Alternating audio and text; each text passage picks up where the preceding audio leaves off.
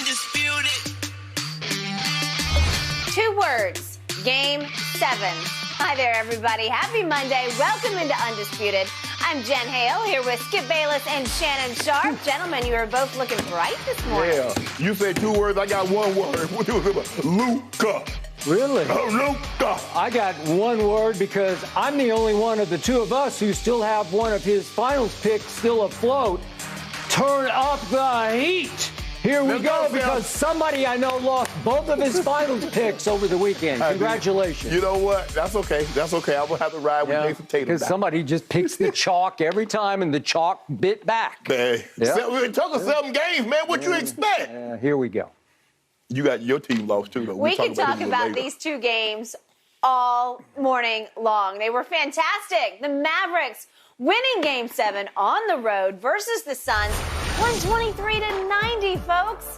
Oh, my goodness. The Mavs led 57-27 at halftime and by as many as 46 points. Shannon's guy, Luka, finished with 35 points, 10 boards. Shannon, what happened? Luka and the Mavericks happened. You know, Skip, the old saying, you picked the wrong day to have a bad day at the office. And they picked the worst day to struggle shooting the basketball. And the Mavericks put it all together. And we kind of saw this in Game 6 where they kind of got it going and Luka got someone to come along with him. But when you get Luka go for 27 and you only score 27 as a team, and then you get Dinwiddie gives you 21 in the first half, Jalen Brunson gives you 22 in the second half, Skip, that's an avalanche that you can't overcome. When your 3 big guns, they all struggled in the first half. This game was over in the first half. You know when you're down 30, Skip, you're not coming back from no 30-point down in a situation like that. But this was all about Luka. Luka has been special. He's been the best player. There are not very many times that he's gone into a series and he's not the best player in that series. And if you look at what he's done, Skip, in his very brief career, in elimination games against 2 of the great defenders of all time, Kawhi and PG, he went 38-9-9. He went 46-7-14. In Game 6 against Mikal Bridges, who was in the running for Defensive Player of the Year, he went 33-11-8. Also, Jay Crowder. Yesterday, 35-10-4 in 3 quarters. He was going to have another. In elimination games, he's averaging over 39, basically 39.5 points per game. Well, this is the first year he's won a playoff series. But you think about it, Skip. Had he had someone to come along with him in those situations, had he had maybe a Jalen Brunson giving him this opportunity, who knows what would have happened. But, Skip, Luka was the best player in this series. And if you notice, things change with everybody. You know, Luka said after that Game 5, Skip, he said, yeah, everybody got a lot to talk about when you're winning. Okay. Jason Kidd has done an unbelievable job. Skip, that's not to take anything away from Rick Carlisle, but maybe they just needed a different voice, because what they were able to do to Chris Paul, Skip, we haven't seen anybody do this to Chris Paul. Every time Luka got him in the pick and roll, he attacked him. Skip, Jalen Brunson might be shorter than Chris Paul. He attacked him. They picked him up 94 feet. The Pelicans let us on to something. Let's try to pick him up 94 feet. Let's try to weigh him down. Bullock picked him up 94 feet. Finney-Smith picked him up 94 feet. So now, Skip, he doesn't get a chance to rest. We talked about it, Skip. We haven't seen Chris Paul play back-to-back bad games. First 2 games, he was sensational. He played bad game 3. Skip, now we ain't seen him now. We know he gonna bounce back. Plays bad game 4. Or you know, hey, Chris Paul ain't gonna play back-to-back 3 games in a row. Plays bad. Ain't no, Skip, there's no possible way Chris Paul is gonna put together 4 bad games. Okay, he got 2 days off in between because all these games were back-to-back, you know, every other day. Skip, 5 bad games, they wore him down. But this was all about Luka. Luka was the best player in the series, Skip, and he led in everything except block shots. Points, rebounds, threes, assists, steals. He did it all. He almost had a LeBron series. Skip, he was the best player on the court, and he proved it throughout the series. Look, I get it. Yeah, the Phoenix picked the wrong day to have a bad game. Game 7 elimination game on your home court. But, man, look here. I don't know had they even played even better. If Luka's playing like this and he gets someone to go along with it, because, Skip, he was, in the first half, he only missed 3 shots. Luka, get what? Don't be surprised you see it playing in the final. Really? You picking Dallas? Don't worry about who I'm picking. We ain't got to pick just yet. But if we gonna get some dew on it, you can't. You ain't a Warriors fan. Okay, they beat your team. But I love a Luka though. We'll get there when we get there. We will cross that burning bridge when we get to it. Yeah, Luka that said that bridge is on fire. It is. Okay. My turn. This NBA playoff season has been a series of I've never seen that, and I've never seen that, and I've definitely never seen that last night because I've never seen that. I would have bet you 1,000 cases of dew that wouldn't have happened. If you'd given me, I don't even know what the final score ended up, but if you'd given me Phoenix plus 30, I would have bet 1,000,000 cases on that. And it wouldn't have worked because that happened.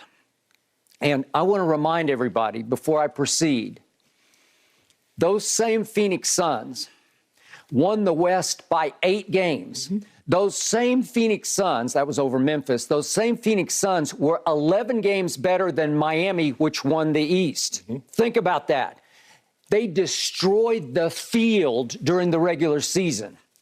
You mentioned Mikal Bridges. He was the runner-up for Defensive Player of the Year. I thought Devin Booker deserved better in the MVP voting, but it was because of Chris Paul's magical late career year that it undercut whatever Devin Booker's momentum was in the MVP race. True. And I have never seen anything like the late career renaissance that I started seeing from Chris Paul a year ago against my Clippers at that point in a Game 6 at what was then Staples Center.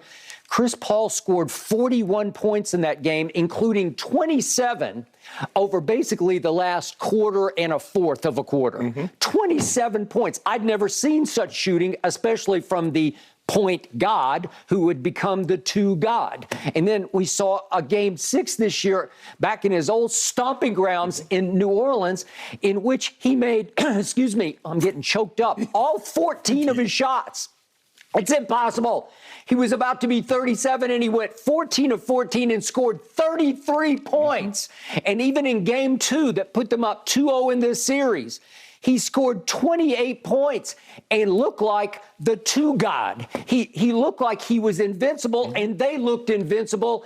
And that night, that game ended with the still spilling over, sold-out Phoenix crowd in Footprint Arena chanting, "Suns in 4, Suns in 4." And I'm like, maybe. And I think you were there too. Like, I don't know. Skip. They're going to go back home now. Okay, all right. So they go back home. And they win, but they don't win quite as impressively as Phoenix won at Phoenix. I'm going to remind everybody that in the 3 previous games to last night in Phoenix, Phoenix won by an average of 19 points. Get that through your heads out there in TV land.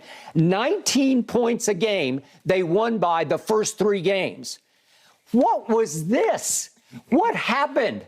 And your man, Luka. Baloney.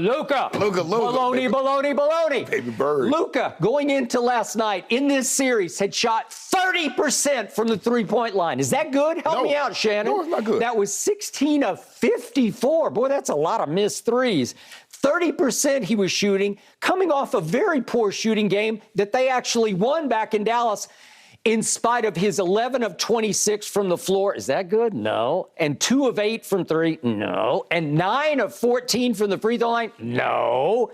And he comes right out and he makes, let's just show these. I want to show the first 3 shots because this was the whole game right here. The game is about to be over right here, believe it or not, because on his first one, he gets a switch onto Ayton. And he takes him into the lane. He says, I'm going to toy with you, and I'm just going to step back and fall away at the free throw line and swish it. Nothing but net. Nothing but net. And then he gets the switch onto guess who? The 7-footer. And he says, I got this. I'll step back here in the corner. And there's a 3. And then he says, I got Ayton again. Although that Bridges came off and kept him.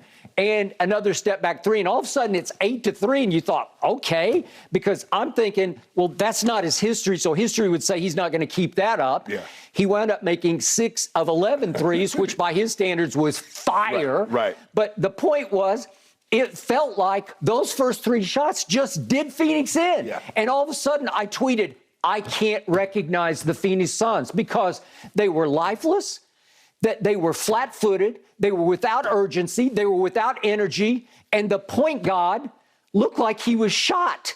it looked he wouldn't take a shot because it looked like after he turned 37. Remember what happened? He turned 37. And all of a sudden, he plays 5 straight games. And in those last 5, he averaged 9 points, 3 rebounds, and 5 assists with 4 turnovers a game. Well, the problem was somebody told him he was 37. Well, did it hit home? Because Skip, if no one ever actually told you your age, how old would you be? I don't know. It was like they told Chris Paul, you 37. He's like, well, damn, I ain't supposed to be playing like this. And he hadn't played the same since. He hasn't. And yet, it's not that he was shooting poorly. He just wasn't shooting. Right. Because, look, over those 5 games, he shot 18 of 36. Well, that's half. That's 50%. The problem was his shots per game fell all the way off to only 7 shots per game. Right. From 3 over the last 5 games, he was 8 of 16. Well, that's 50. That's pretty good. Yes. Except it degenerated to only 3 3-point attempts per game. Right. And I want to drive home the fact that last night, it wasn't until the 4th quarter when Chris Paul was left in a blowout game, which they were trailing by 40-odd points, that he actually made all 3 of his shots in the 4th quarter when the game was utterly, completely, hopelessly out of hand. Yes. Okay? And he makes 3 and scores 7 of his 9 points in the 4th quarter. What if Monty had just said that's enough and kept him out? Because Dallas sat all of its starters, starting with Luka, through the whole 4th. Only Brunson played. Right. Okay? So Chris, against backups, scored 7 of his 9 points in the 4th quarter. Are you kidding me? Yeah, Skip, he was bad. The last 5 games, you could hardly recognize him. Now, they were talking about, you start hearing things that he had a quad injury going on.